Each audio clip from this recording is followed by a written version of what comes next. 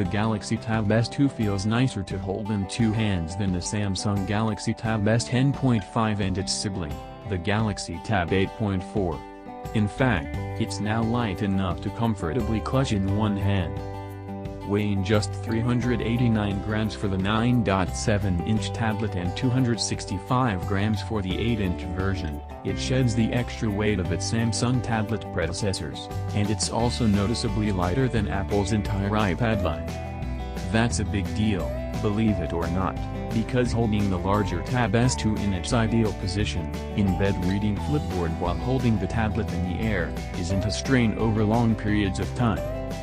The 9.7-inch version measures 237 by 169 by 5.6 mm, and the 8-inch model 199 by 135 by 5.6 mm, beating Apple's sub-pencil thin thickness of 6.1 mm. The Samsung Tab S2 is lighter in part because it's backed by a soft-touch plastic cover instead of an aluminum shell.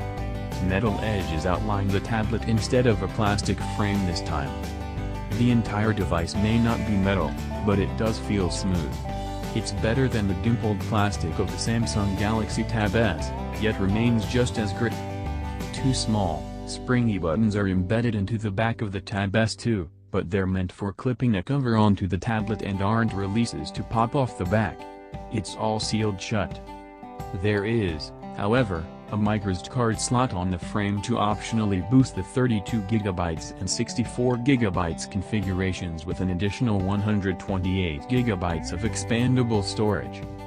Alongside this same Ray-Lara solid-feeling power button and volume rocker, stereo speakers, a headphone jack and an off-center micro USB port line the bottom of the tablet.